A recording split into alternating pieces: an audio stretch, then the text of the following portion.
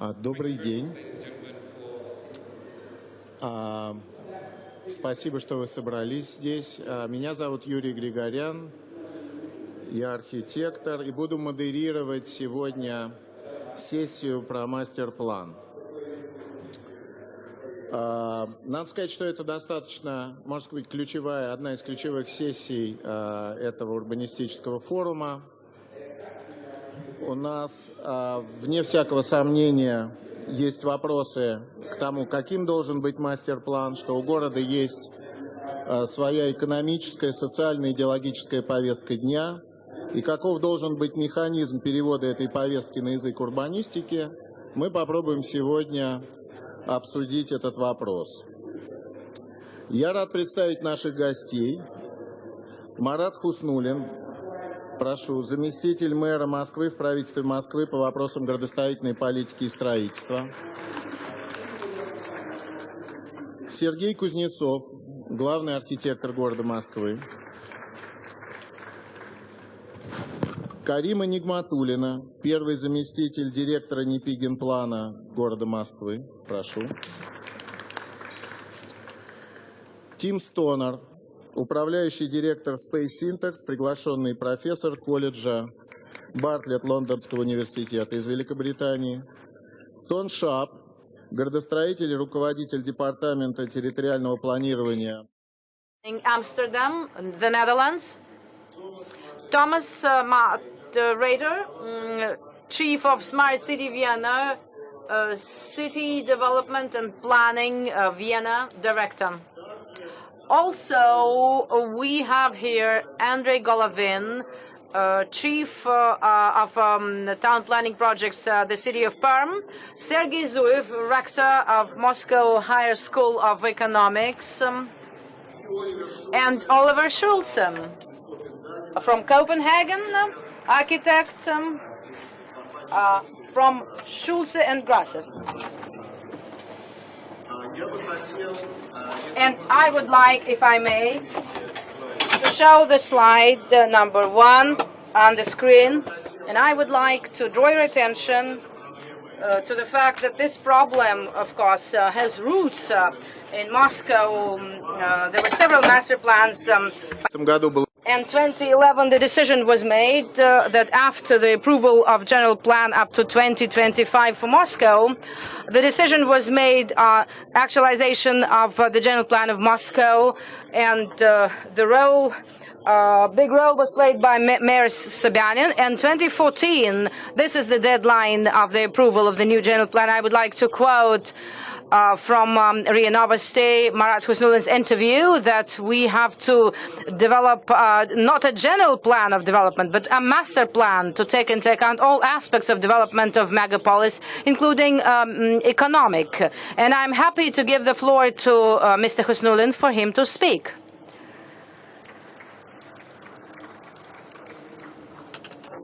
Good morning, ladies and gentlemen. I'm very happy that today discussing, we have so many participants, and our hall cannot even accommodate all those who want to be involved. Thank you very much for this interest to the master plan, because today it's the first time when we are going to make an attempt to show what we are proposing to do, what our new approach is to the town planning of Moscow. You're well aware of the fact that today in our country we have a town planning code according to which we have to set up general plans of the villages and cities, but they differ somewhat from the global notion of what a general plan is and what a master plan is. And I should say that many colleagues, even from professional communities, are confused in all those notions. That's why we are going to tell you what we suggest, what our view of the development of the city, and what the focus will be, and of course we would like to be the global megapolis, the megapolis actively developing, and of course we should live according to the trends available in the global town planning and economy. So it's our first attempt to tell you what we suggest doing. Also, I would like to say that we have done a great job to develop Moscow agglomeration, and this year we have conducted a tender, and we requested the best global specialists to participate in the tender, to just get their brains as to what the trends of development in the world there are. And there are many solutions that are offered by our colleagues, and we're going to take them as the basis of our new master plan. I would like to show you, please show us the slide number 2, to show you a very interesting trend as to how the city of Moscow has been developing. Just look, back in 1916 to 35, the size of Moscow increased almost 3 times, and the population by 1.8 million. If you look at the trend of expansion of Moscow, then you will see the following trend. The first expansion happened in 19 years, the second in 25, the third in 35 years, the fourth expansion in 17 years. But if you look at the way that the city was growing since 1995 up to 2012, if you look at the slide, we can see the trend that the population in the shortest period of time increased by the biggest number. In 17 years, actually, we can see the increase by 2.9 million. But the size of the city stayed in the historical borders for a very long time, practically for 35 years, which is the evidence of the fact that the city has been developing fast, and now we have to expand it, and thus Moscow is the most overcrowded cities in the world. And we also have to say that unfortunately the infrastructure and the street and road network indeed is 2 to 3 times lower against any other megapolis of the world. And that's why, making up our general plan, we know that it's high time to adjust the general plan, to correct it. And we have to say that currently the general plan is valid since 2010, and within the meantime we know that we have to correct it now. Why so? Because July 1st, 2012, new territory of Moscow, 148,000 hectares were added, and we have developed a concept with different ways of development the professionals had offered. And the economic policy bloc is developing the social economic strategy of development up to 2025. And in the new territories, we are preparing different options of development of this new territory. We are preparing 2 territorial schemes or outlooks, not to curtail the development of the city. And we would like to approve 2 territorial schemes for the new territories to develop the new territories and not to stop the development there. And we should say that in the new territory, we currently are planning about 100 million square meters of real estate. But what I said, by 15.6 million squares, we do have permission for construction. And we realize that there might be a very serious disproportion in development, because we are planning one thing, but actually we can get something different. That's why that's an extremely difficult task with the law we have and the necessity to change tomorrow, and also our life that we currently have to live. So we are in a very difficult situation trying to settle all those issues. We have to also stress here that unfortunately, if we look at the existing general plan, it is today, we can say that it has been transformed considerably, because there were mistakes. Because when we were planning back in 2010, we planned that by 2025 the population will come at 11.5-12 million. But even today in Moscow we have 11.6 million residents. And I would remind you that in May 2010 we planned by 2025 to have about 12 million people. But today we have 11.6 1.6 already. And actually, we admitted that from 1 to 2 million of workers coming to the cities, illegal migrants and inflow of people coming daily from the region, from the Moscow region, which are not well accounted for. And we do realize that we have to revisit our approaches completely. And we have to say here that presently we have analyzed also all the aspects of the previous general plan. Please show us slide number 6, and we can see that besides the population, there's a very serious factor that requires correction, which is car ownerships. And we exceeded already 380,000 people that we planned, 380,000 cars per 1,000 of residents, and we plan to have this indicator only in 2025. And whether it's good or bad, today the number of cars increasing is 6%. On one hand, it's great because the well-being of the population is increasing. But on the other hand, we realize that under the circumstances, the 6% surplus a year, when we're trying to introduce order in road network, of course, it will lead to transport collapse, and of course, it would require a complete revision of the plan. And the main question that impacted the situation is that currently in Moscow, unfortunately, in the center of Moscow, there's 40% of work space in the center, and only 8 to 9% of population living there. It's quite a challenge for town planning we have to overcome. And to overcome it only with transport infrastructure construction is something which is not really possible. Only changing the town planning approaches will we be able to really change the situation. And thus, we are preparing a new master plan, and we consulted with our colleagues, and we are preparing a technical assignment for the master plan where we put down the polycentric development. For the new territories of Moscow, we can see that the new territory plus the existing territory of Moscow, we should set up several new centers of development.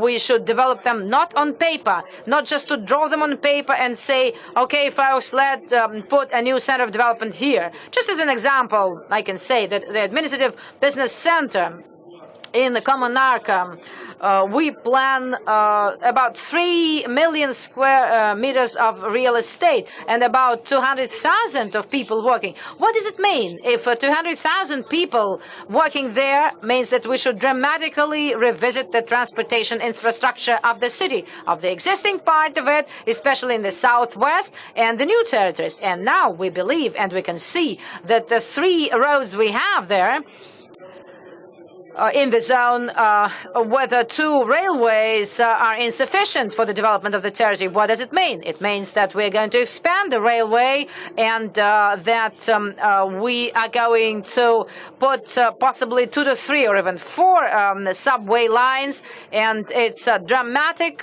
readjustment of our approaches. And we also would like to articulate a number of the main principles, which now is the basis of our programs. It's the polycentricity of the development of the capital, stabilization of urban development and the historical center of the city. Very important thing, critical in fact. Very important is what to do with the center. We realize that presently to construct and build in the center the way we used to is something we should not do. And in the recent times, in the recent year, we have adopted a number of extreme decisions which might not impact the investment climate very well, but only in the central part of the city. We rejected the construction of 1.3 million square meters of real estate, essentially, according to the existing invest contracts. On the one hand, it's the loss of investments, but on the other, if you compare Moscow with Paris, for instance, the density of construction in the central part of Moscow is now 16,000 per hectare, and in Paris, 32. Well, seemingly, it's twice as much in Paris, but there's only one small but. In Paris, the density of road network is 4 times higher than we do have in the central part of Moscow. And we realize that actually we are at the maximum of what can be built in the center. But we also have to say that if we look at the central part of the city, it's a big number of old and obsolete buildings located there. So the assignment in the new master plan is to take into account the parameters that would allow us to reconstruct the center, not to increase it, not to increase the density, but to find the balance of interest of investors, population, and the city for the center to become really in order and for it to be attractive for tourists, for investments, and to be comfortable for citizens. And for us, to have investments and comfort for living. And a separate block in master plan is the development of the historical center. The main question here, of course, is the transport infrastructure. And another important element about transport, I'm going to speak about it later, another important thing that all our town planning solutions will be put on the economic infrastructure. So having adopted the master plan, we should understand what will it bring to the quality of life for higher taxes, taxpayers, and this is one of the key factors, of course. As for the transport, I already said that we indeed realize that unfortunately we are very much behind any megapolis of the world. That's why there's a dramatic decision was made to construct 150 kilometers of metro, of our subways, and our colleagues from other cities understand what it means to construct 150 kilometers. And you can understand with our density of construction, where each meter, especially in the center of the city, is golden meter, how to find the space to construct subway stations, to even prepare the platforms, the sites, even ventilation kiosks, to find 10, 15 meters of territory. We do it almost manually. But we did make this decision, and because fortunately or unfortunately, but you can interpret it differently, but 80% of the population of Moscow use subway. It's a fact.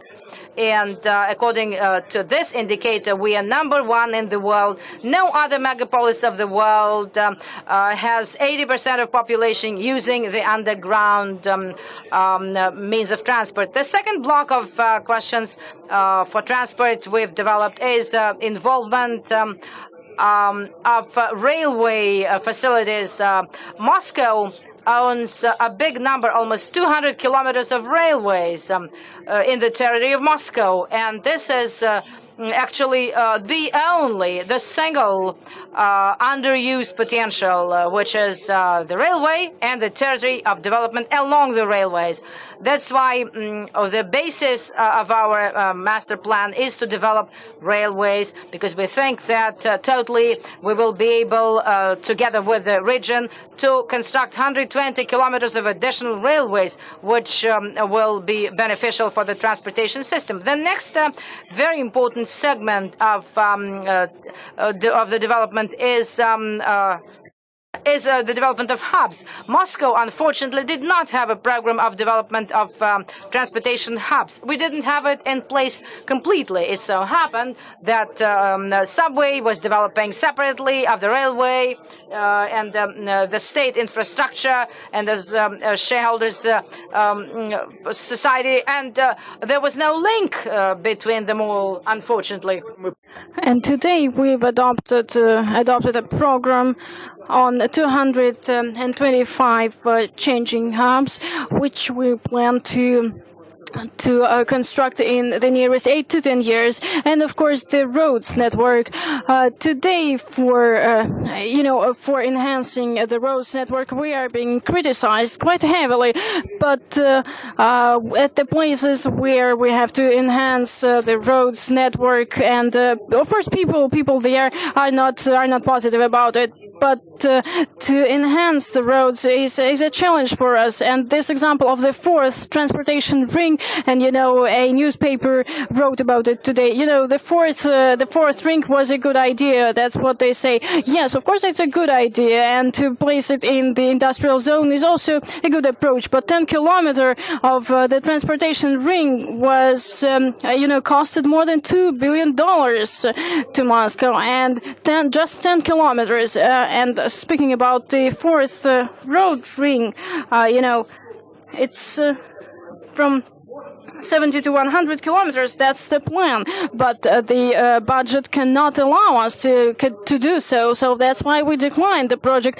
So the road network is going to be developed, and in the master plan we have it set and fixed, and we are quite active in doing this job. And another potential and source of Moscow's development, our colleagues told us about it. The development of industrial zones, 7,000 hectares of industrial zones there are in Moscow. And according to the instruction to Mr. Sobyanin, we now are very active analyzing what happens out there and understanding that these industrial zones with its infrastructure, we have to analyze it further, because a good example here, positive or negative, this ZIL cultural center, now we have an industrial zone there. A couple of thousand people work there, but the profitability of the whole area is not very high. But it's 3.5 million square kilometers of the land. The ZIL facility, producing facility, accumulated $1 billion costs and losses, and nothing is being developed there. And the production line shows also very negative results. And we have this new approach to development of this area. And also, in the nearest 5 years, we are going to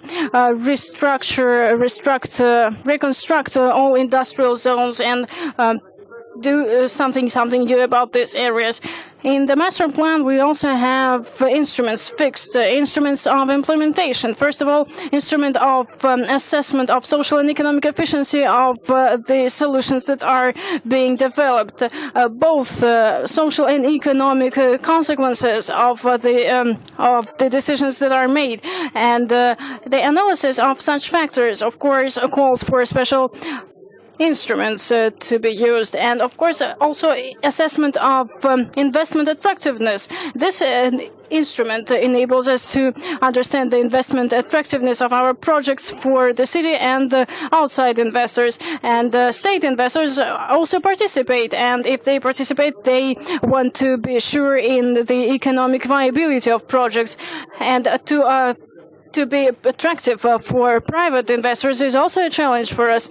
And the interconnection of the plan, of the master plan, with state programs and purpose state programs. We have 16 main programs of development in the city, and according to them, we quite well understand what we do with the budget sources and what we do with outside sources to make the quality of life in the city better. Development of financial and economic instruments of implementation of the project. Today's modern market conditions call for new instruments of implementation of large city projects, and the mayor's instruction is not only to outline the master plan or just a scheme of territorial development of the city, but to create a real plan of implementation for each and every project.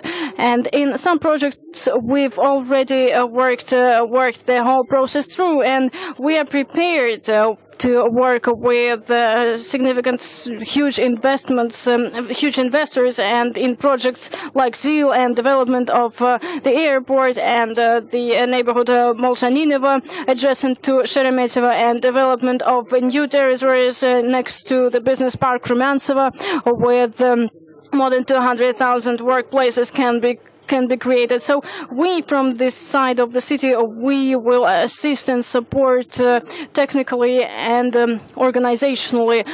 So we hope that the document which is going to be articulated in 2013, we hope it to become a very viable mechanism of our development, and it will benefit for everyone, investors, citizens, and guests of the city, and I hope everyone will benefit from it. Thank you very much. Thank you. Thank you, Marat. I'd like before we start Sergey Kuznetsov's presentation, I'd like to say that we wanted to have half of our time to devote it to discussion, and it would be great to have it like this. And I must say that the broadcast is arranged at the lobby, so you can watch the session from the lobby, and we will have a voting, three questions on voting, and I'll notify when we start this process. And now I'd like to give the floor to Mr. Kuznetsov. So we have a pointer. You can use it for switching your slides. So it works. I hope so. Hello, good morning, friends.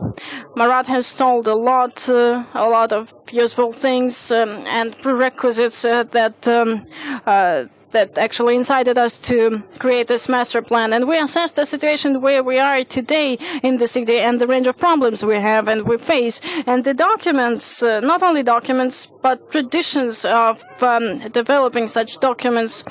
Looking into all these factors, we realized that a very good move from us would be to create a strategic master plan for the city. And speaking about the structure of this document, what we want to achieve and what we want to plan in it, I'd like to explain and show it to you. And knowing about remembering Yuriy's comments on our tough schedule of this session, so I'd like to make it quickly. We've analyzed and we're now developing a master plan. Officially, the work hasn't yet started, but the competition for development of the agglomeration of the city in the new territories, it was the first step in developing of this master plan. Today, we analyze what we have, the picture we have, and the factors that hamper us,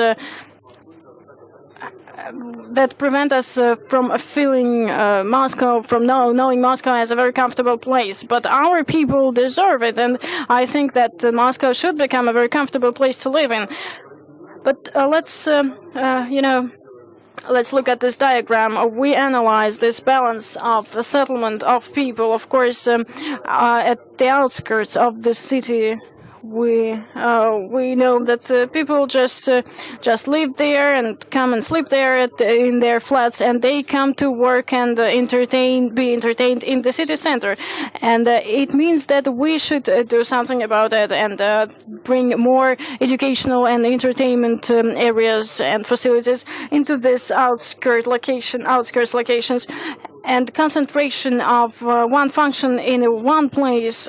It brings up this pendulum migration within the city limits. When we have this segregation that accumulated during the last decade, it's quite a period, and but we didn't face such problems before in the Soviet Union and before the 1917. So that's what we have, and that's what was accumulated during the last 2 decades, when the mentality changed and lots of cars were brought into the city. And so we can witness this balance today, and using this master plan as a very important, as a crucial instrument here, and the general plan, I think using all these documents we can change the whole picture. Next slide, please. And the main factors analyzing the whole pattern were the structure of the transportation outline. Moscow is not a city of rings, because we do not have enough rings and horizontal links. And this diagram shows that there is a lack of streets and density of the streets. And these three pictures show it very clearly. And when a city developed in a way similar to that of European and Northern American, we could see that the picture were quite balanced, and it was comparable to that of European and American cities. But afterwards, the situation changed and worsened, and now the disproportion is there. If we compare ourselves with other cities in terms of traffic and the density of construction of a building, if we compare ourselves with the world leaders. Next slide, please. So these are the materials of the international competition. I think it was very important that we conducted this competition on development of Moscow agglomeration, and a huge chunk of information came from this competition. And we plan to involve expert and consultants council for development of this master and general plan, and we will involve other people as well, specialists from adjacent departments and related departments, because this master plan is a link between the strategy, which is now the job of the Department of Economic Policy of the city, and the material which will be the foundation for the general plan for the city. So to link these two things and make it more graphical and to develop it further, and what has been done during the competition gave us a lot, and now we understand more clearly how we should act in the future during the planning for the city, the planning process for the city. Just in a nutshell, the scheme, what we propose today, a necessary element of the master plan. You can see it on the diagram. Next slide, please. And main principles of for creation of this document, what we expect from it, and what we plan to do within this framework. Analysis of the situation and the factors that impact the situation today, and of course prioritization and goal setting. We will compare all positions in all points, the levels of comfort living and the needed space for housing, education, entertainment, and trade. So we will try to analyze what happened today, and of course prioritizing is a challenge for us. And we should also realize what we want to get from the city, not from the document, but from the city, and how we see its development in the future, and instruments and decisions that bring us closer to achievement of our goals, and the time frame we are going to achieve the goals set, and comparability of the significance of these goals and investment opportunities that are in place, both external and internal, and the implementation plan as well. We say that of course, the analysis of how this city matter should be balanced with all development plans and the spaces that should and have to be developed within the city, and the resources needed for it, and for us not to have gaps. We witnessed just recently when the development is quite huge, but the whole area lacks transportation infrastructure and lots of other things. But sometimes, they didn't have on their plans. They didn't even have various things for proper development, adequate development of the area. And to wrap up, what is master plan? Just an excerpt of what has been said. It's a dynamic document which enables us to adjust it if needed, reacting on changes in economic situation and changes in prioritization from the side of the city and its various communities. and analysis of what we have and what we plan to do and what we expect to achieve. And of course, economic element, economic factor. Master plan is a comprehensive document which should be linked to the economic issues. Of course, it's useless to make a general plan just a set of maps and schemes, but we have to think of it in economic terms as well. If we just paint a nice picture, it doesn't give us anything. I think master plan will eliminate all these risks, and everything will be linked to the economic situation. And analysis again. This transfer from the general strategy to specific development and construction. You know, master plan is an institution for the city, for city developers. We want to know how to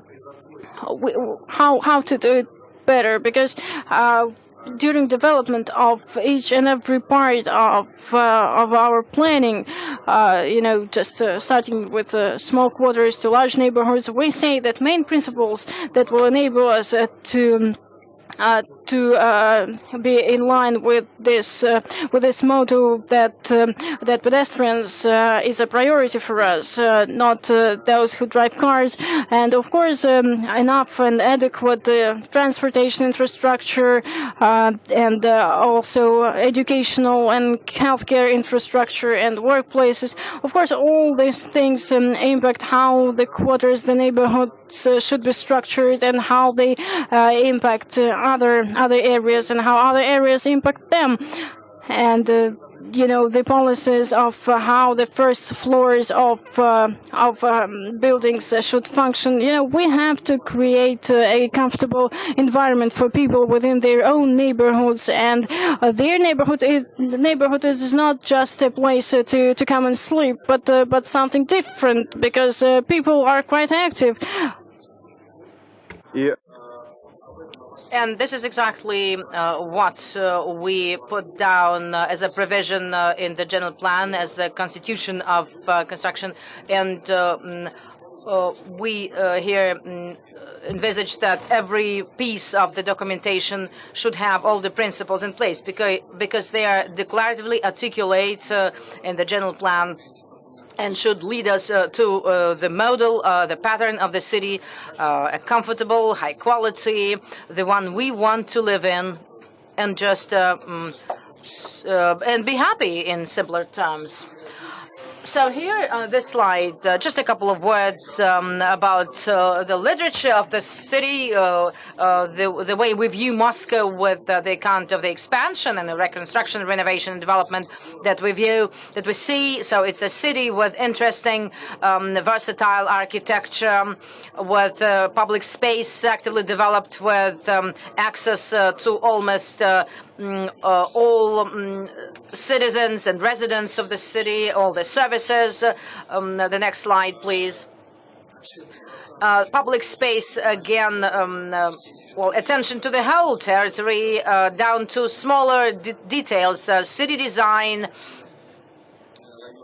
and pieces of territories, not only in the center, but everywhere, a lack of segregation and separation by ill-developed and the well-to-do regions or territories of the city, down to the well-desired infrastructure and model. Well, of course, real estate in the center, historically, it is going to be much more expensive than at the periphery, but it doesn't mean that there are no positive sides in the peripheries, and there might be some new qualities like lower density, better greeneries and forestries and woods and elements of construction that would be fully accessible, all the services, and this can attract people to live not only in the center of Moscow and not work only in the center, which is even more important, but to live and work, to have same quality, high quality life,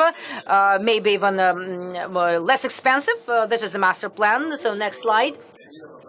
So this is the approximate. So the city we would like to have, it's public transportation and maybe smaller streets and public spaces and ground floors and facades. So this is the quality of architecture at the level of recommendations and strategic outlook. So this is what we plan to envisage and postulate in our master plan. That's it, briefly. Thank you, Sergey.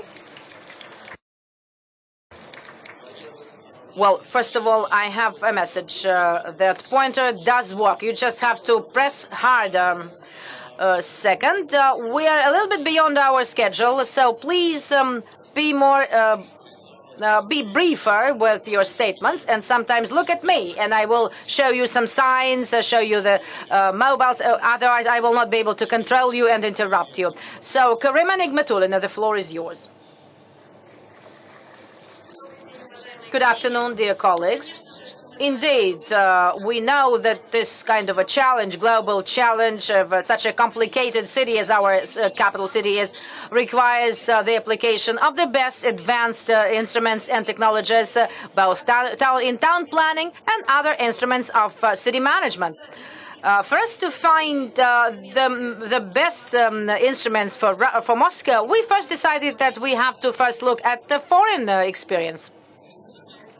It doesn't press. Well, in the context of our work, as was already mentioned, we started to move forward. We've reviewed the experience of 14 major global cities. You all know they are all the talk of the town, just to see how they build up their strategic master planning. But among those 14 cities, they're all different. We selected the cities representing Asia, Europe, North and South Americas. We have bigger cities and more complicated cities, and cities more comfortable for life, like Vancouver. Because selecting those cities, there was a question whether we want just only complicated big cities, or are we striving for something else? One of the main priorities for Moscow is to have a city comfortable for life, and that's why we selected cities like Vancouver, Berlin, Amsterdam. According to the international ratings, they are the most comfortable for living. When we looked at the international experience, the first question that usually is asked is whether it's not fully applicable in Russian realia. Indeed, it's true. You cannot directly replicate the experience, but there are interesting, very important, and burning elements for us of town planning construction is obvious. Having analyzed the experience of the 14 cities, we've noticed that actually there are 6 key elements, and the 6 key elements, I would like to stress that it's not just a document of strategic master planning.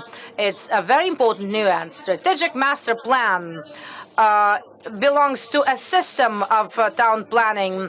Though we were focused mostly on the development of the document, it's impossible not to stress that the whole process of development of the document and it's being linked with other documents and the instruments that are used for the development of the strategy per se, which has been illustrated in the document, they are also very important. And I would like to underline 6 key elements we've noticed, we've identified. First, development of a master plan. It's number 1.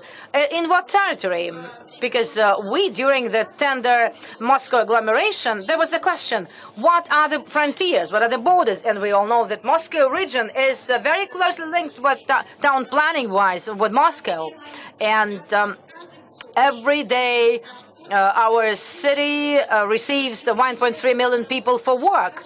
They come here to work, so we cannot fail but review the whole agglomeration developing the strategy. Same about abroad. Second thing, what is the structure of the documents? As you heard already from Sergey Kuznetsov, the structure that postulates the priorities, objectives, and solutions as to how we are going to achieve the goal we set.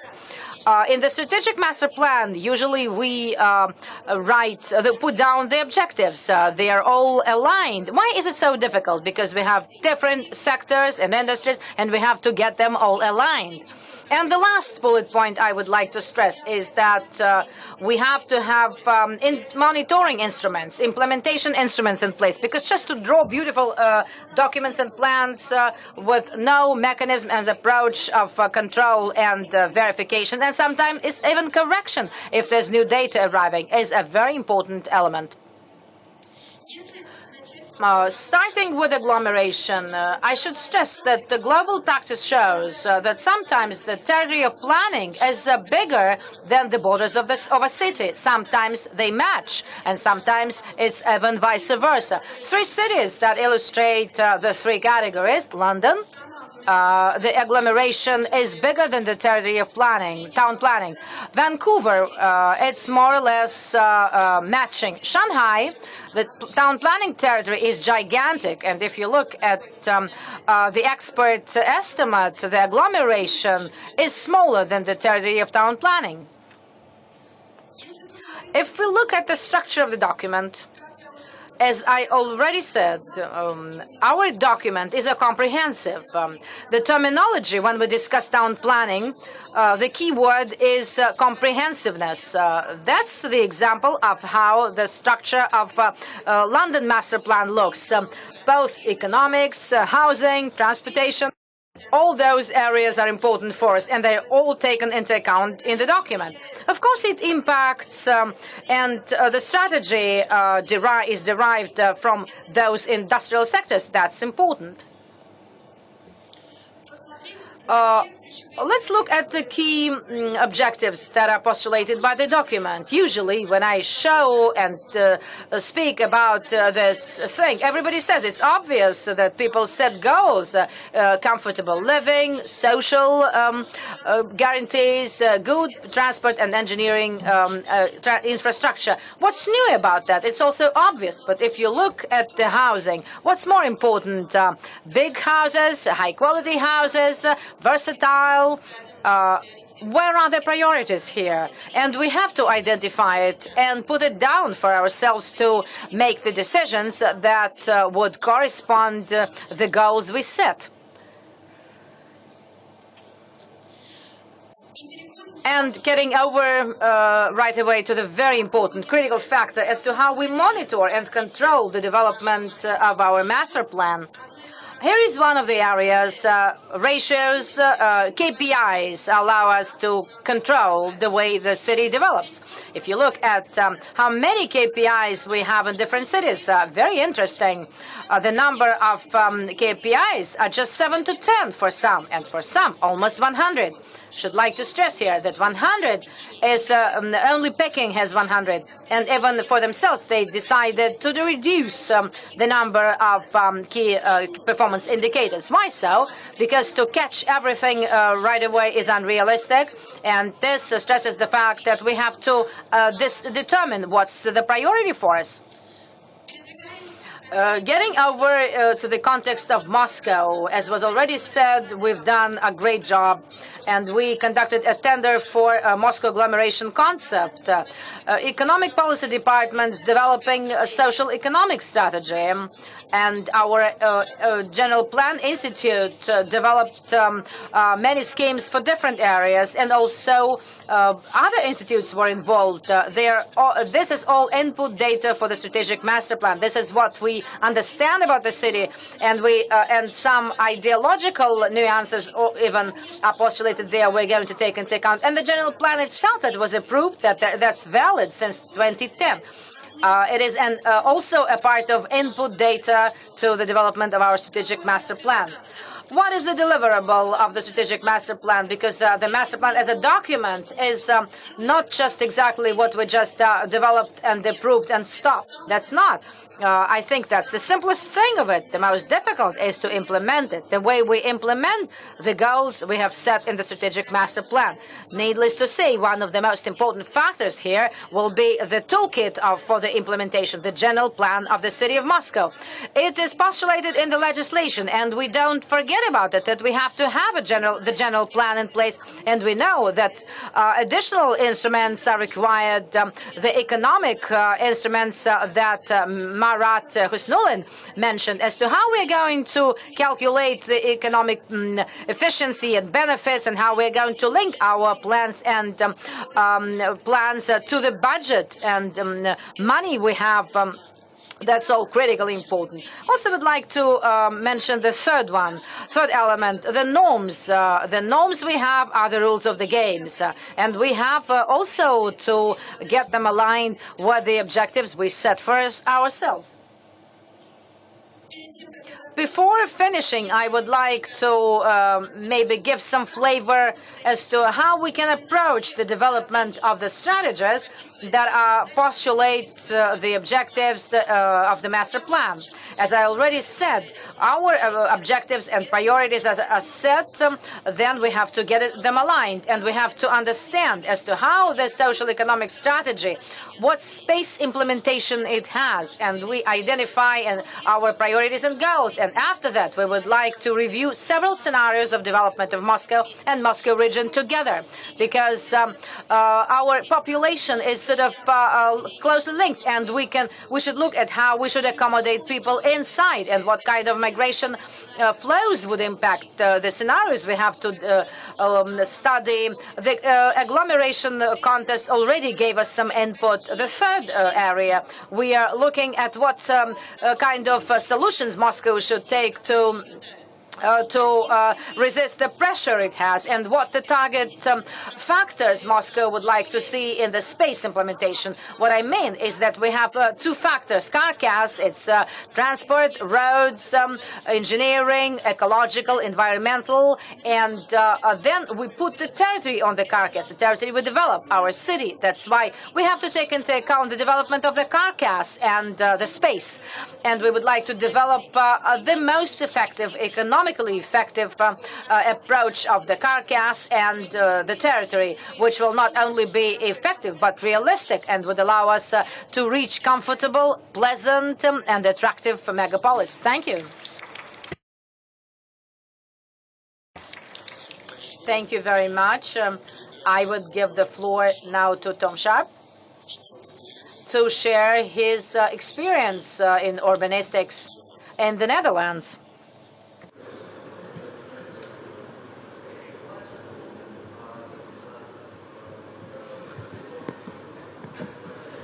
Good morning. Can you hear me? I have too many slides. I will try to be brief. You're all standing. I was able to be sitting. Amsterdam is somewhere between Washington and Moscow. It is somewhere between communism and capitalism, as I will show. There's a long tradition of planning, because planning in Amsterdam is also about water management, and it would be water if it weren't planned. It's about low-rise and high density, and it's also about him. He bought all the city land in 1910. So Amsterdam is landowner-wise a kind of communist state. All what's yellow and red is owned by the city and leased. And in this leasing, the city can reach its political goals. Of course, Holland has a capitalist economy, so there is a mix of capitalism and communism in the planning of Amsterdam. By buying all this land, Berlage could make his famous scheme for Amsterdam South in the 1910s, and Van Eesteren could make his general extension plan in 1934. This is the present structural vision of the whole area, including the suburbs. I won't go into it. I will go into this a little bit. This is a sketch I made in 1987 when we started restructuring the old harbor, which had a very strange but very beautiful form, which brought a kind of serendipity into planning that I liked very much, and everybody liked very much, and that was very important and inspiration for the rest of development of the harbor front. Here you can see where it is. It's here, it started here, it went over there, then we did this, and I'll go into the two islands in the middle a little bit, Java Island. Here you can see kind of mating process between the commerce and the communism, because the land is city owned and the city has its political goals, which are in this place equal chances for everybody to live in Amsterdam, cheap and expensive and everything in between. In this case, the two islands, we also wanted to have families, to attract families with children, to keep them in the city, but also we wanted to keep high density, low car use and use of public transport and the bike, of course. So we said to everybody, let's choose this one of all the possibilities we have for the two islands. We had this as a kind of reference. This was all city work done by the municipality. Low-rise, high-density, small streets, small houses, families with children. And then we did a competition together with the market parties, the private parties. They sent in, this was one of the competition entries, of course totally different from what we had asked. This was already in the direction, but still not very good looking. This was the good looking one, so this is the one we chose. And this is what the city then did. Asked people to design their own houses. Of course, quite complicated. All houses are next to each other. It's high density, small streets, small construction areas, and this is how it looks now. If you have people build and design their own house, then the commitment with the area is very big. That's the best thing you can have in a city. So this is where we are now, and then we did this.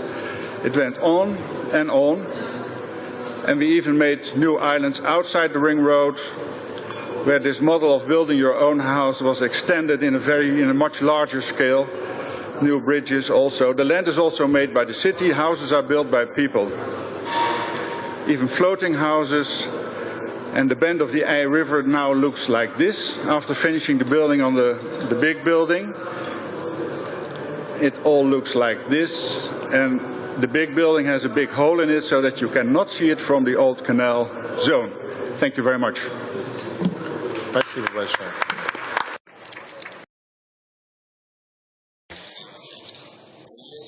I have a question. This device. У меня есть вопрос. I have a question so far. Since the presentation was very short, a question very important. Tom Sharp.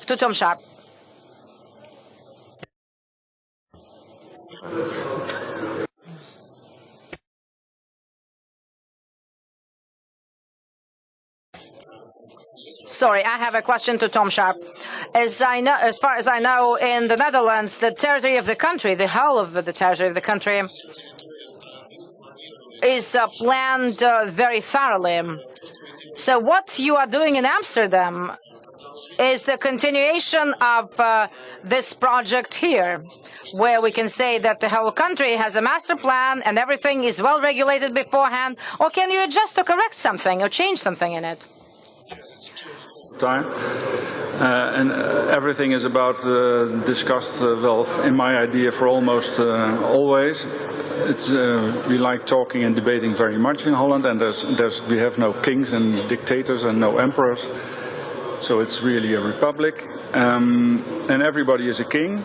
So it takes a long time, but everybody also understands that, well, the main thing, of course, is keeping our feet dry. And we don't have enough land, so we have to plan.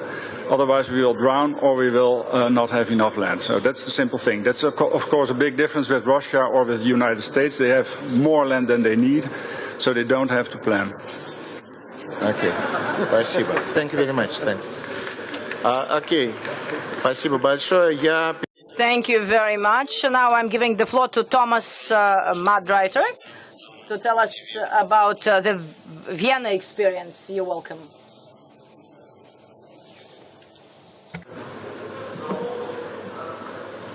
Добрый день. Thank you for the invitation to Moscow. I will talk about the process to transform Vienna into a smart city. At the beginning, I should tell you or say something about what is a smart city. I think a smart city is a city which faces the problem of CO2 which find solutions for decarbonization. This slide shows you for the area of the European community what's going on, the current policy, and what we should do till 2050. I will start with some information about the current position of Vienna. You know, Vienna is located in the center of Europe. It's part of the new growing zone of the former communist states, Czech, Hungary, Slovakia. Vienna has a very strong image. It's the image of, I would say, a bit old-fashioned cultural city with the famous World Heritage. We have a brand as a cultural capital. We also an international showcase for environmental protection. But we have a very strong change in the economic basis of the city. We have a very strong deindustrialization. We have to face the problem to become a knowledge-based city. Similar to Moscow, we have a very strong increasing city, up to 2% per year is Vienna growing in the last 10 years. From 1.5 million inhabitants at the end of the 80s, fall of the Iron Curtain. Now we have 1.7 million inhabitants, and we are looking to become 2 million inhabitants. So we needed a true commitment to being inclusive as a city. We think we have a high social competence. And I think all of this is one of the basis that Vienna became in the last years the #1 in the worldwide Mercer ranking of quality of life. And everything I will tell you now about a smart city, the background is that we want to stabilize the quality of life in Vienna. What are our strategies?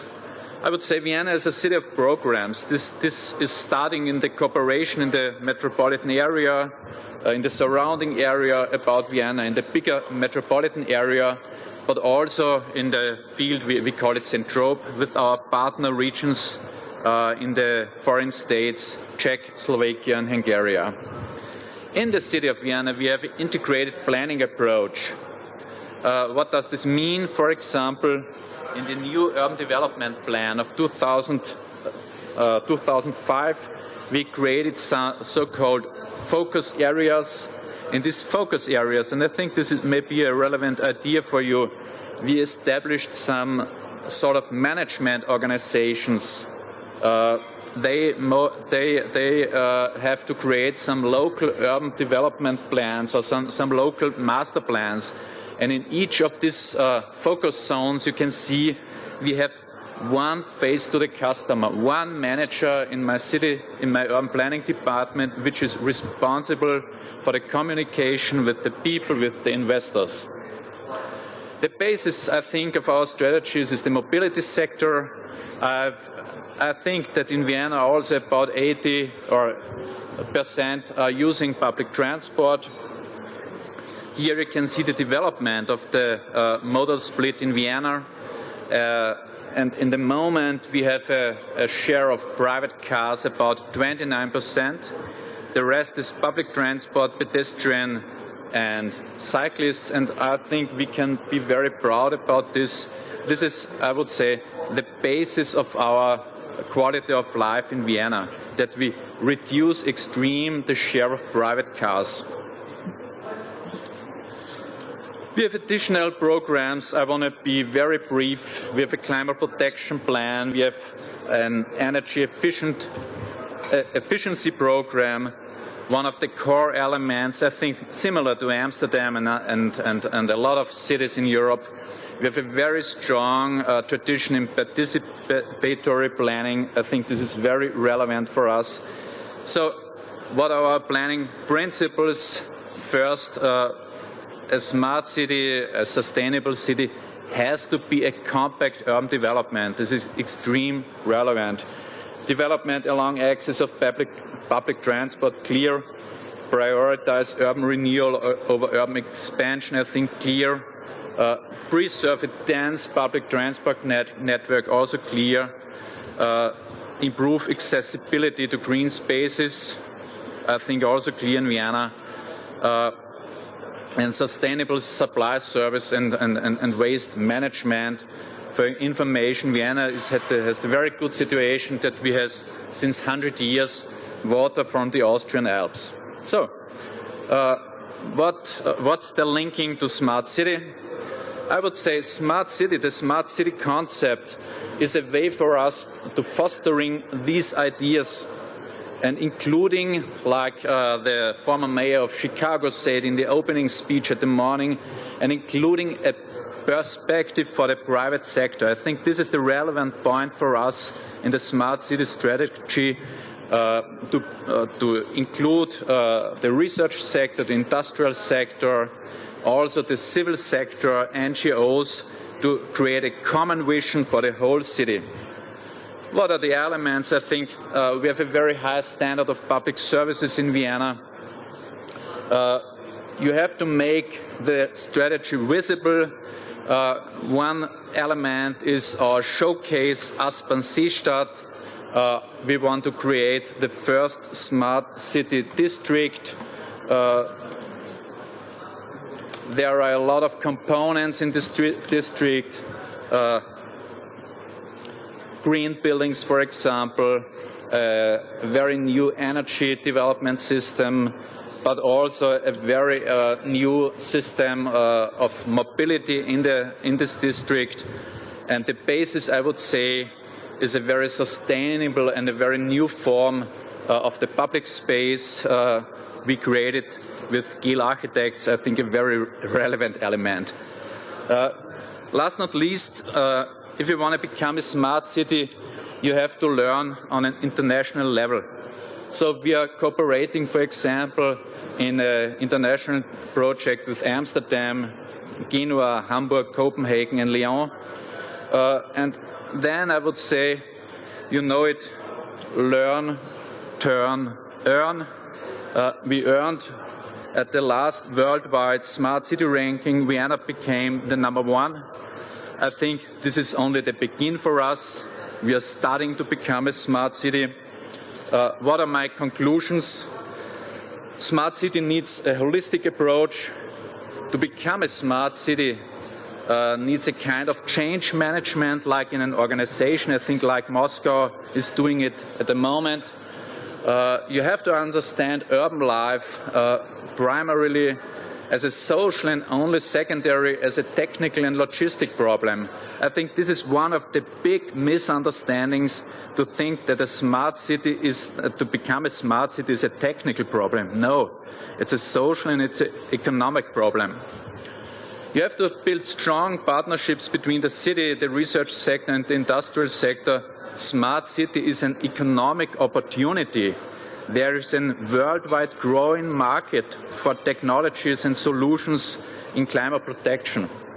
So, focus the money on international visible projects. As we heard in the morning, don't waste it for propaganda. It's not necessary. Let the projects tell the idea you have. I would say the goal is appliance, not basic research, deployment of solutions.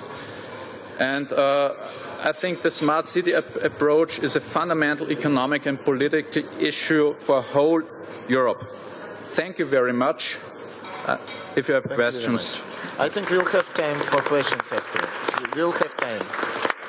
We will have time for questions after. Okay. Now я передаю. I'd like to give the floor to Tim Stoner, our guest from London. Yes, please, you're welcome. It was good. Thank you, and good afternoon, everyone.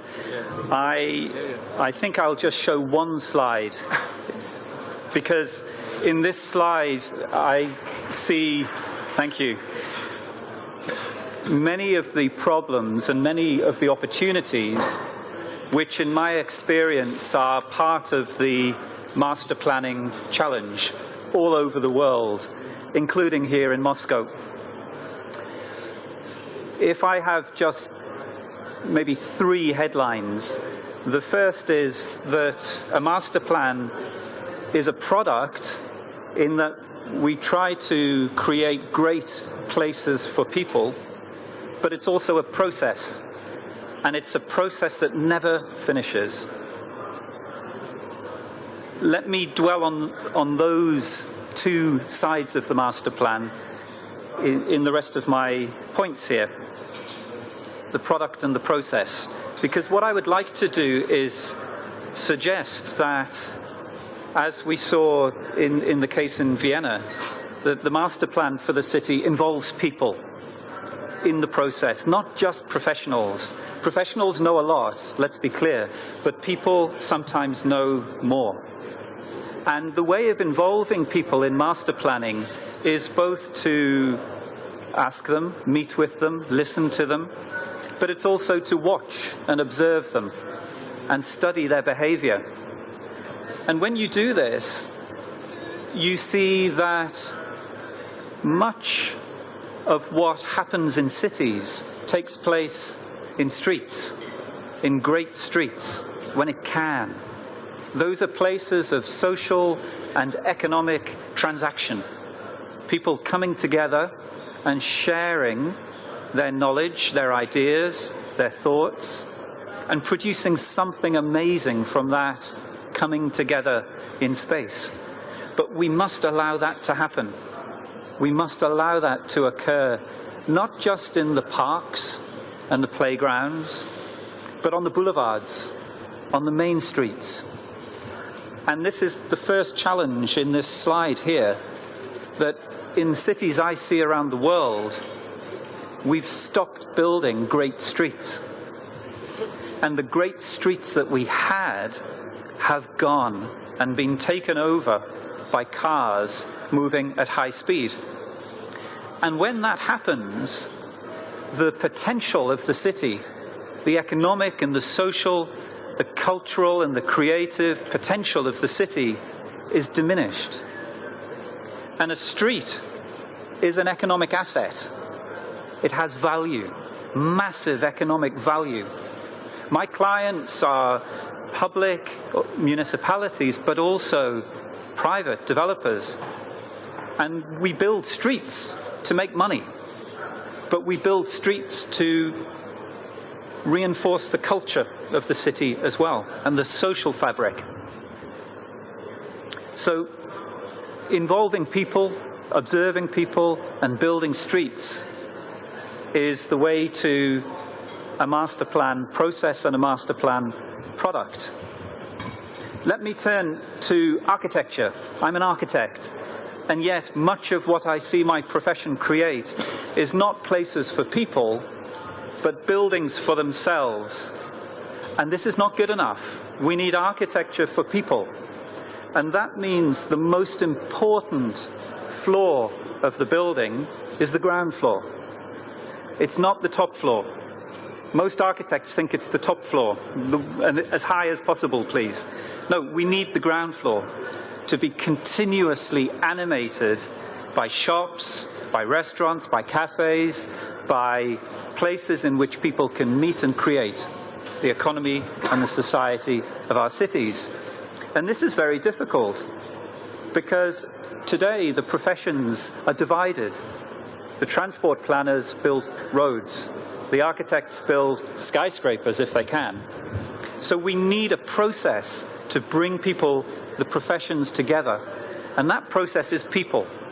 It's people in the street educating us on what we should do as professions. Let me add another thought about unplanned settlement. I was interested, perhaps not surprised, to hear about the great degree of unplanned migration into the city of Moscow. This is happening in cities all over the world and has always happened. There's a lot to learn from this process. Some cities around the world are demolishing their unplanned settlements, demolishing their slums. This may be the way to create better buildings, higher quality construction.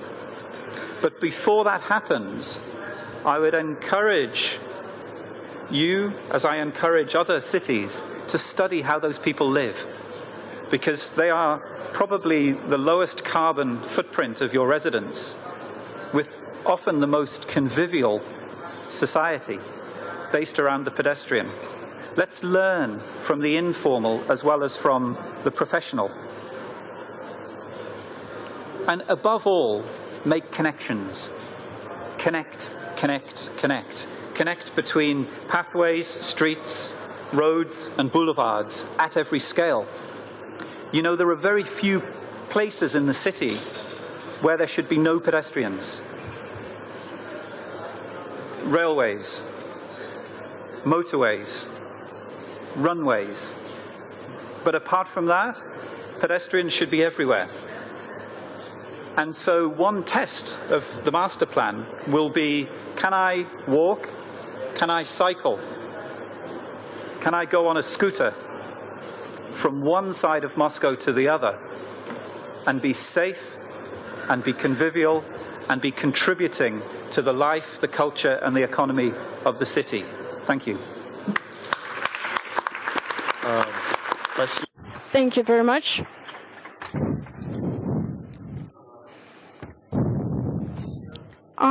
I suggest that we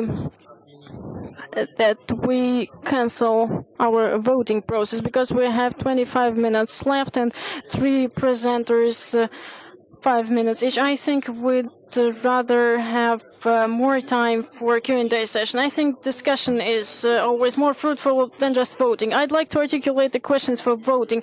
Who is formulating the goals for master plan developers? And what's the horizon of planning? And question number 3, what are the means of the community participating in master plan development? I think that we can answer these questions in an interactive way some other time. But I'd like to give the floor for a short speech to the coordinator of the strategy development of Moscow development, Sergey Zuev. Yes, please. Just let's pass the microphone. Yes, please, you're welcome. Good afternoon, colleagues. You know, we are speaking about master plan today, and lots of facts were articulated, and we've already discussed couple of things, but I'd like to articulate 3 main things, framework things that are important and significant for the master plan itself. Just in a nutshell, I'll try to make it very quickly in 5 minutes. Scenario number 1. Neither problem of Moscow or objective of Moscow cannot be solved inside the existing administrative borders.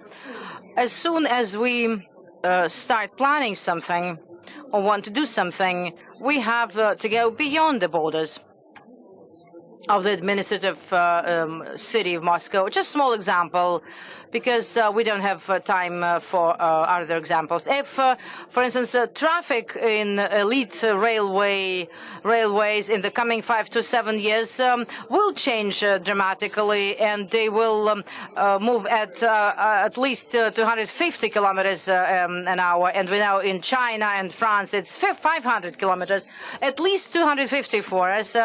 Then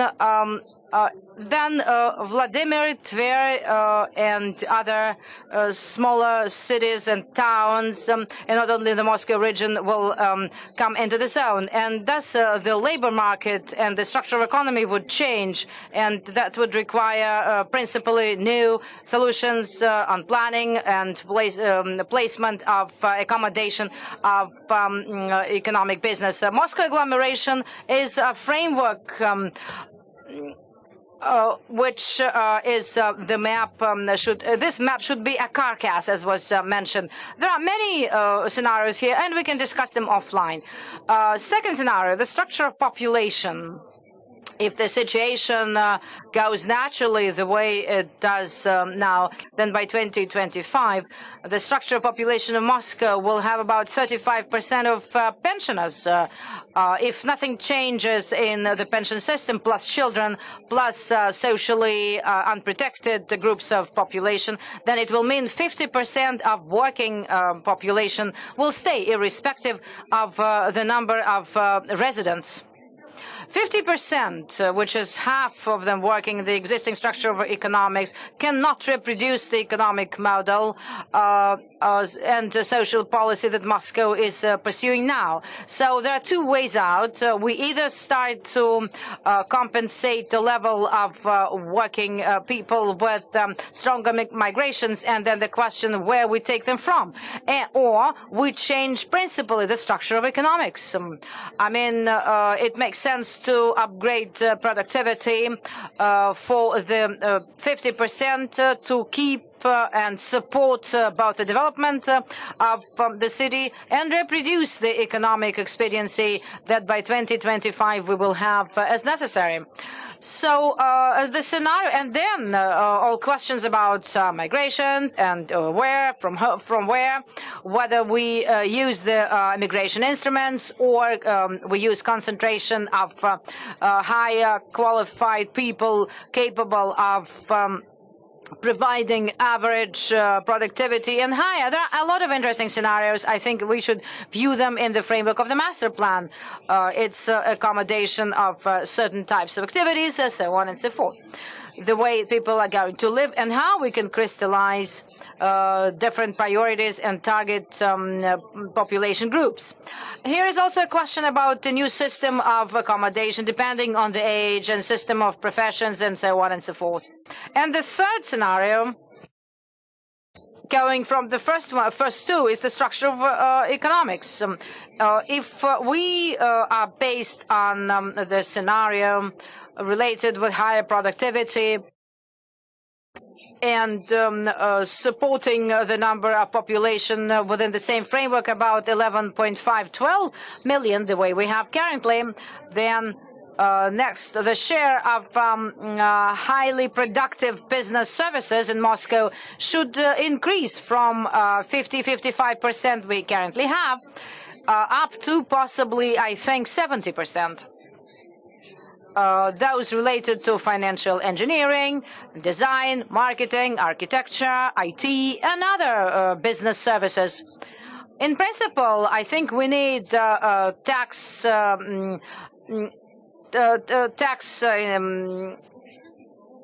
benefits, tax framework, and also economic activities that would require a lot of funds and amount of lands. So the first should be replaced by the others. So there's no other way out, I'm afraid. It's not even a scenario. It's an imperative.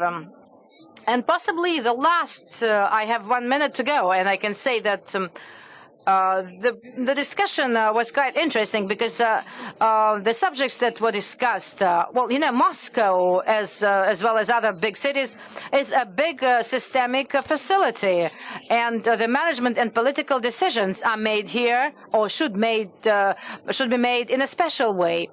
There's a certain special principle of dealing with complicated systems and facilities. If you want to do something, do differently. For instance, a lot was discussed about transportation problems, but well, the direct solution is, of course, to construct roads and improve the existing. But there's a version from some expert groups: the better the roads and the better they are repaired, the more traffic jams we will have. Just for one reason, because if we don't debottleneck this problem with the center, the business, administrative functions, cultural functions, if we do not segregate or plan the alternative centers, then still people will go to the center. And Mr. Khusnullin told us about that. 40% of work is in the center. The better the road, the more they go there. Second, besides the alternative centers, we will need a multifunctional housing construction covering both housing, entertainment, and business functions.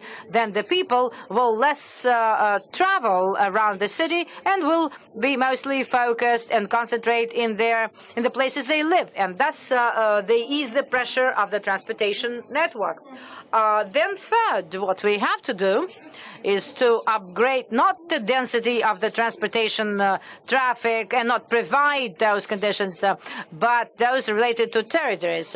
What is needed is a local effective constructions that than the housing construction. That's what we need is a principal political will to upgrade or increase the maintenance costs per car and those parking lots, and possibly reducing the prices for cars. And there's some other measures to debottleneck the transportation problem, but only at the end stands the construction of new roads. And in this sense, it seems to me that if you want to combat the transport problem, do something different, which possibly not very much related to transport problems. Though, of course, we have to construct roads, but I just would like to point to the systemic character of the problems we are discussing at the round table. Thank you very much, Sergey. Thank you. We have 4 minutes to go. Oliver Schulze, you're welcome.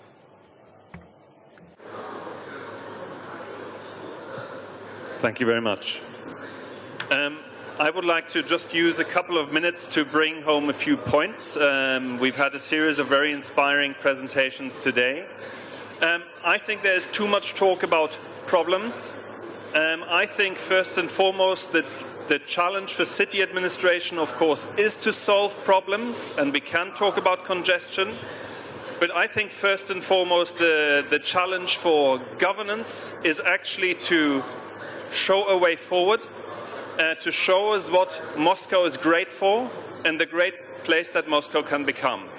I don't think that the visitors, the people like me who've come to know Moscow, to love Moscow, we're really looking for what will make Moscow special.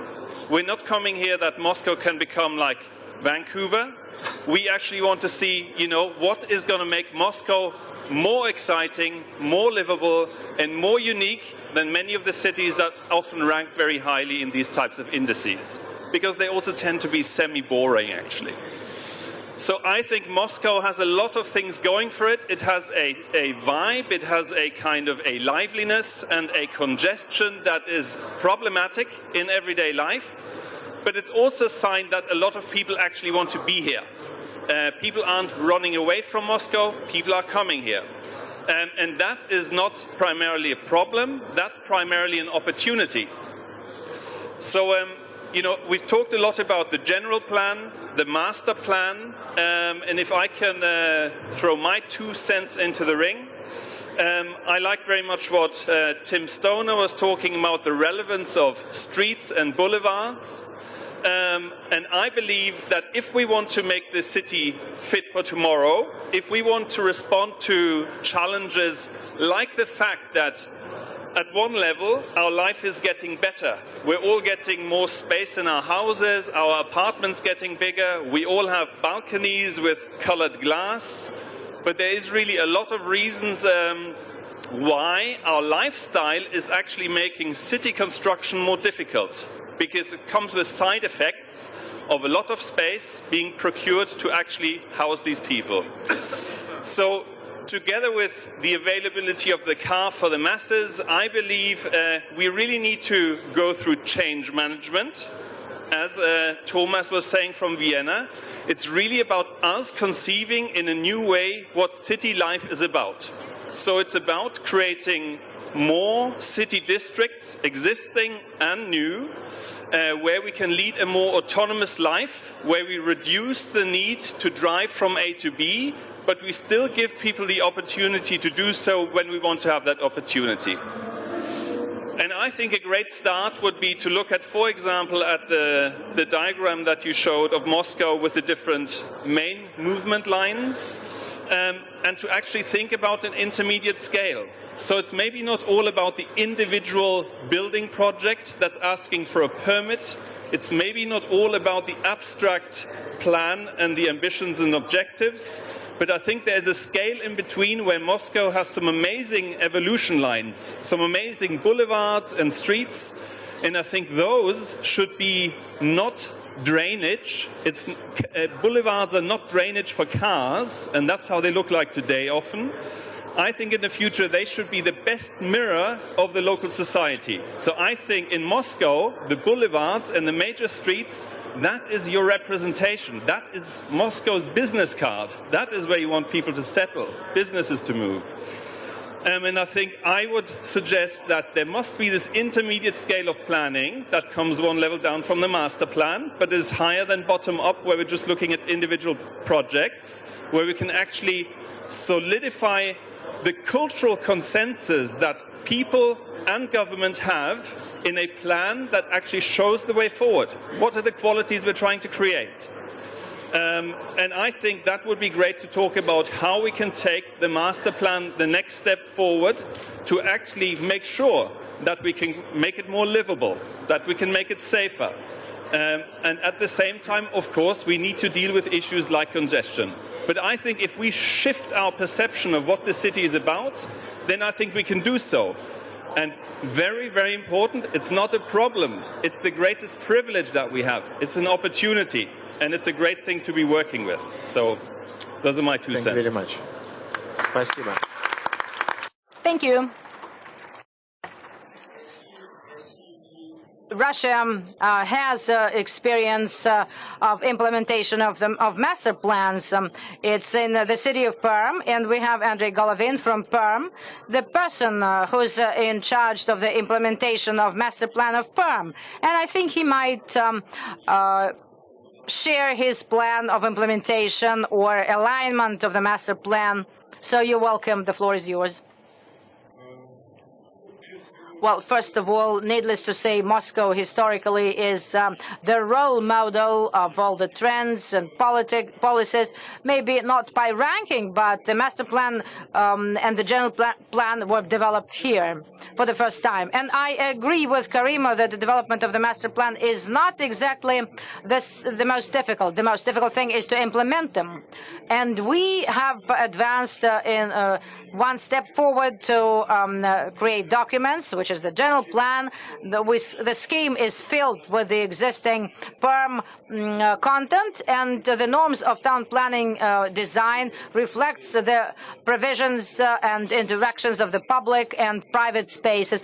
We have substantiated parameters which regulate the construction and land use.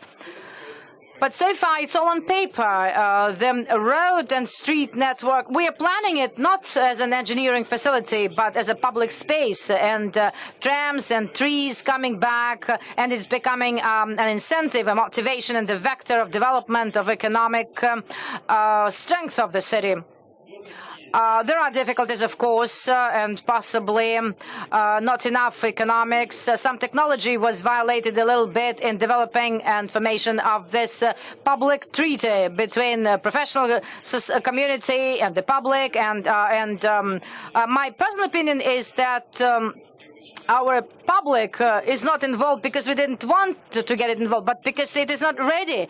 It cannot require anything to the quality of the space, urban space, or maybe absence of urban population of 2 to 3 generations, or living in standard unified conditions for generations, which does not allow citizens to be actively involved in the development of the city. So a friendly partnership advice. So you have to position and publish it widely. You have to educate, not only involve, but educate your public.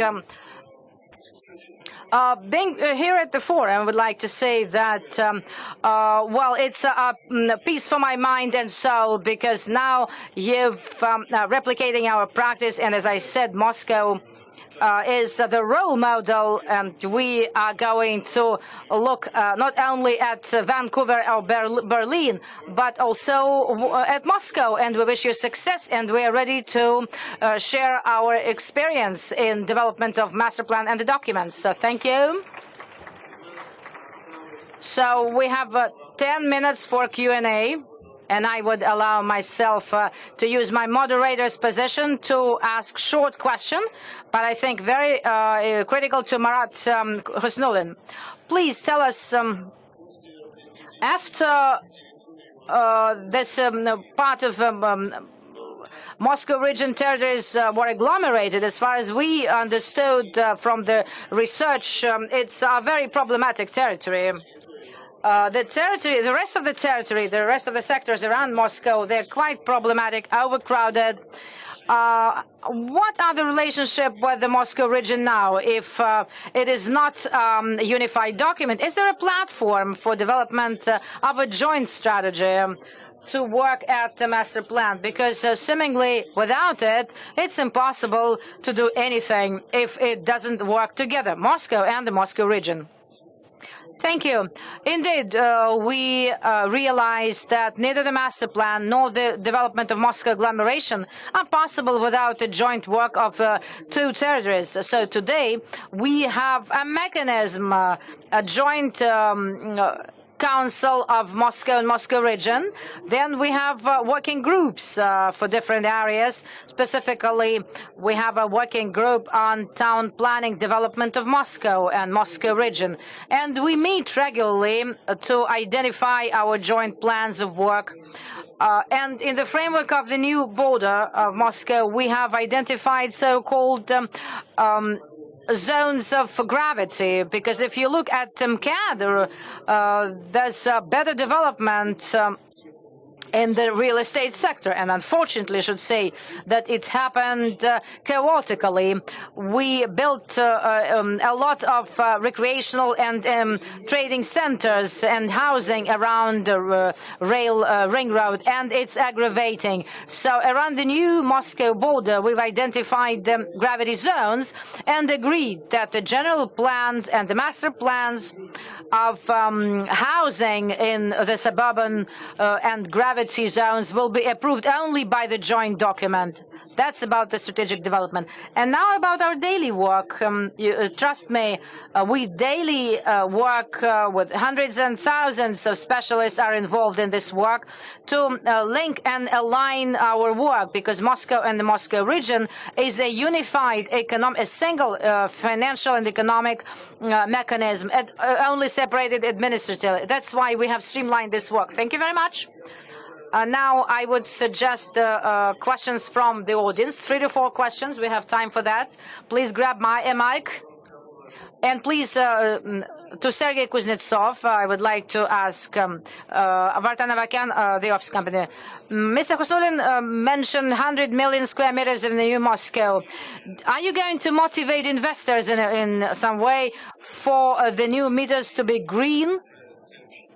And the next 50 to 100 years, the consumption of power would be reduced in the new Moscow. And the second, the accessibility for disabled and less mobile layers of population. Thank you. Well, accessibility and motivating investors, there's economic element in that. I think it's a different area. But I'd rather speak about town planning work.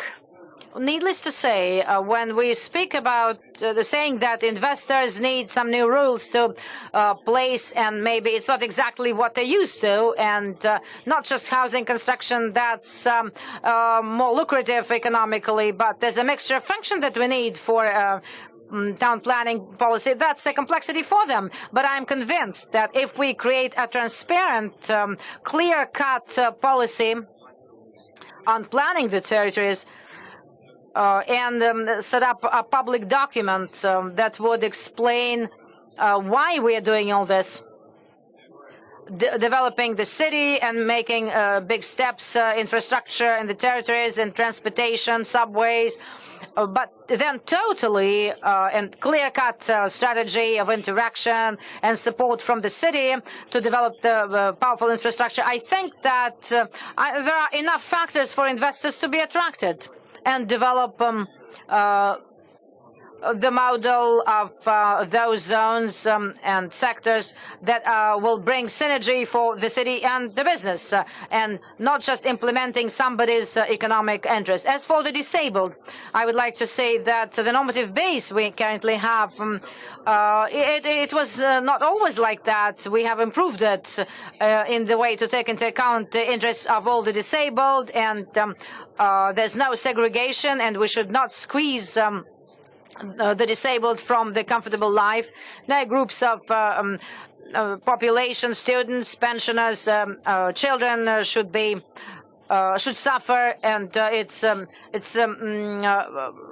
a matter of fact that with all the planning, and there are even norms to provide comfortable living for less mobile groups, not only disabled. It's mothers with kids, with prams. So I think it's a bigger group, not just the disabled, and we have to take all of them into account, and we do. Thank you. 4 minutes to go. Alexei Muratov.